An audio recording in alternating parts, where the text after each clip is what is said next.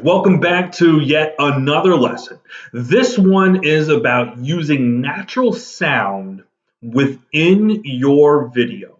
Now, natural sound is probably the most important part of any video, and people often forget about it. It's something they take for granted. When you first start shooting video, the natural sound is just initially on the camera, so you're getting this audio, and when you edit it, a lot of people tend to turn it down a little bit too low when they edit it with their own voice track. And then the natural sound almost just kind of disappears.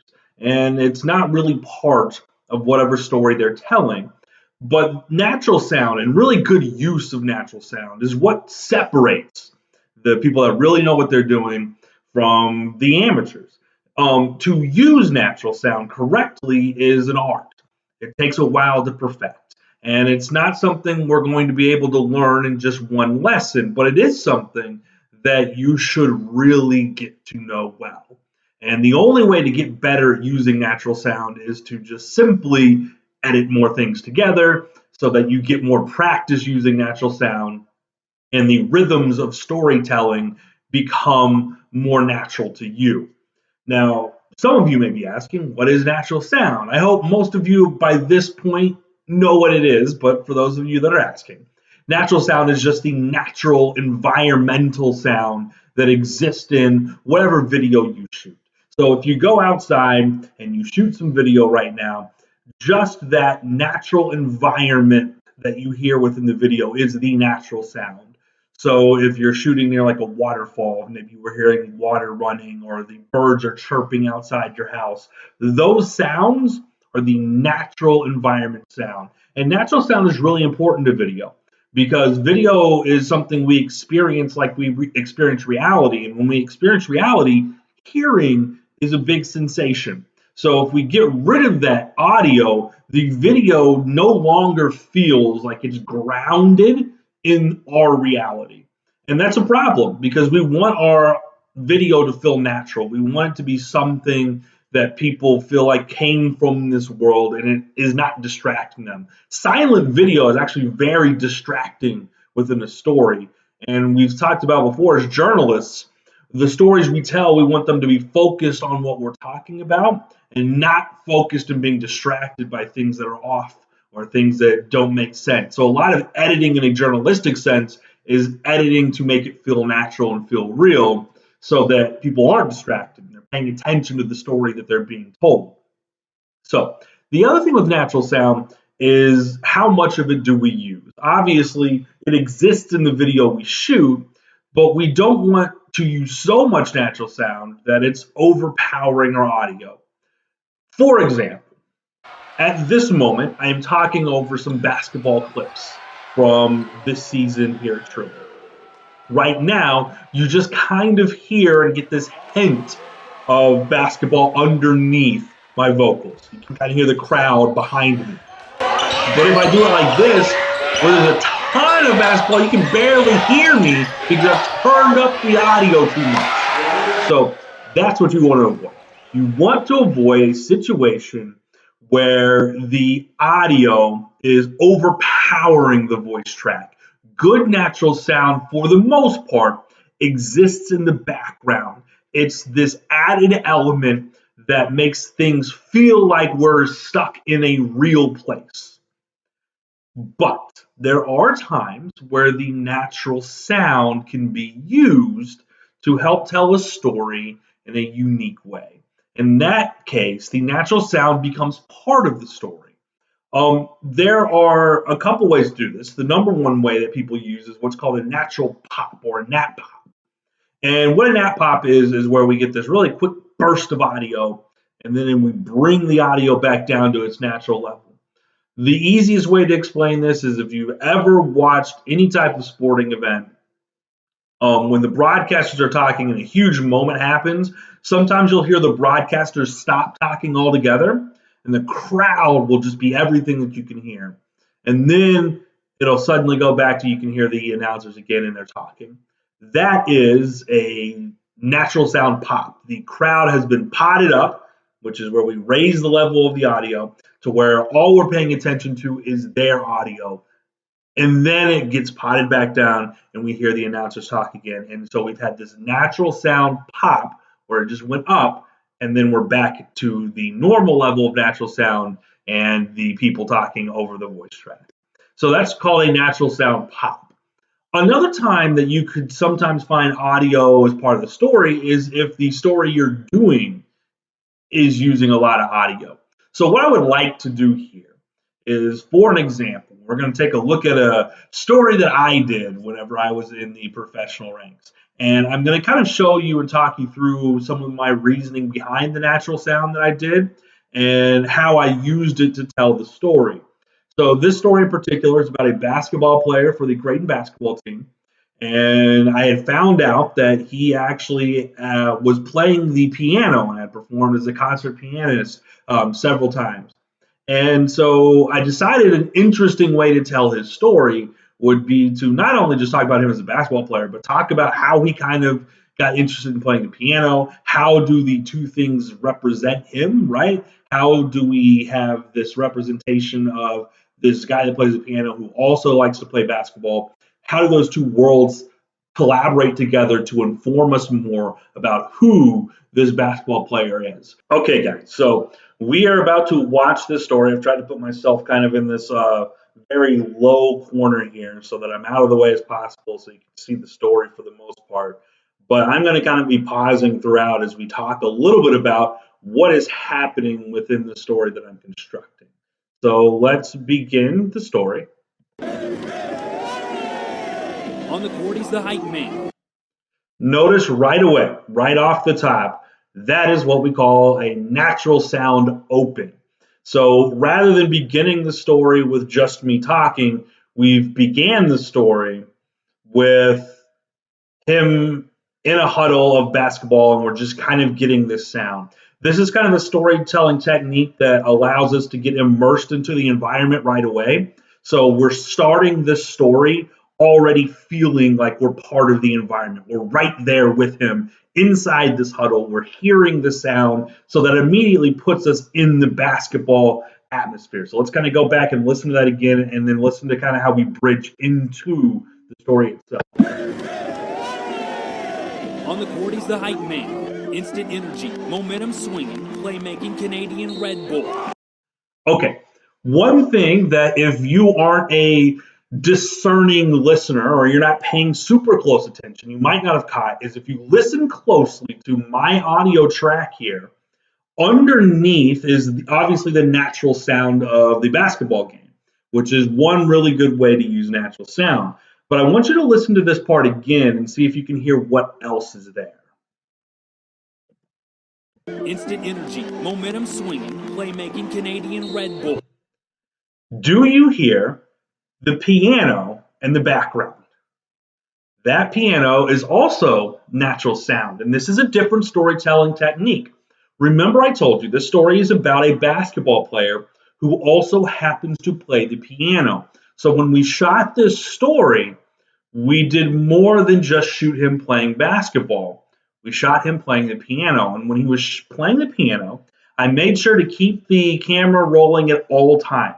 This did make it tougher to edit because, as I've talked to you guys before, when you're shooting, you try to shoot to edit. So it's easier to edit when you get back. But because I wanted to have all of this natural sound, I pretty much kept that camera running for about 30 minutes as we shot Johans Manigat, who we're doing the story on, as we kind of shot him playing the piano.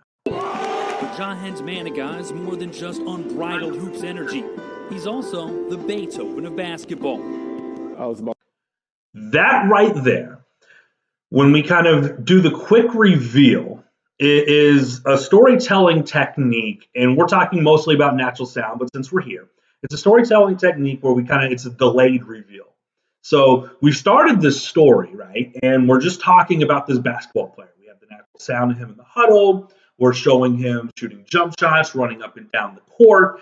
And before we slide out to reveal him playing the piano you hear in the background, most people would just assume that for some odd reason I've chosen kind of this weird piano track to accompany this story.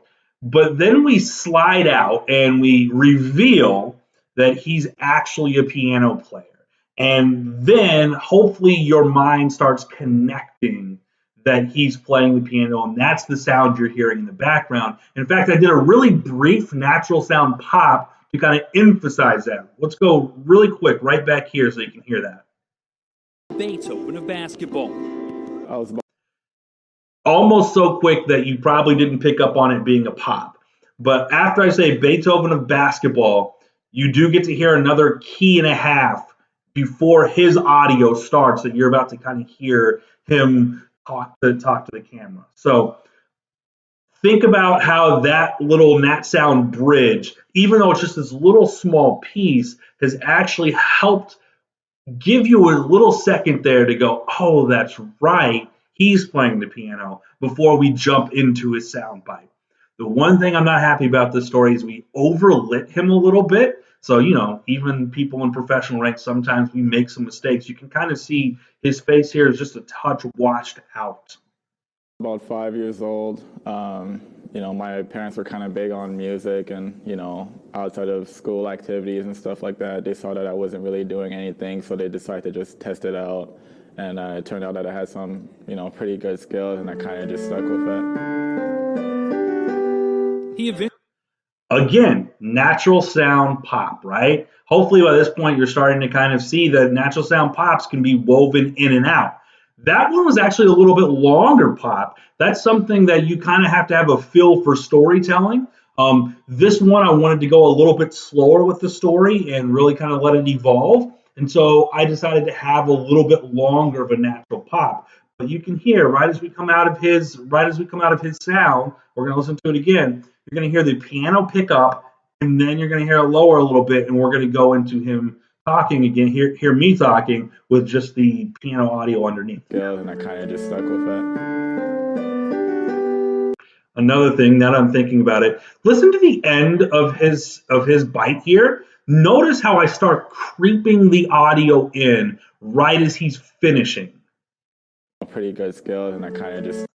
Right there. Do you hear how we're starting to hear the keys tinkle in the background? We're just starting to hear just a little bit of it. That is important because you have to prime the listener to understand that, oh, there's this audio that's coming in. If you just kind of pop it in out of nowhere, the person watching the story is not going to know why it sounds awkward, but they'll know that it sounds a little off. So you do have to prime them with just this little hint of audio before we get this pop here. Stuck with it. He eventually dropped the piano in favor of hoops, but this year an opportunity in the form of a class gave him a chance to pick up the piano again, and he's rediscovered a passion he thought he'd lost. I think it's just a fun skill. Now, this is a situation where I had to make a choice. I could have probably kept lacing the audio underneath him and had kind of this bed of piano all the way through.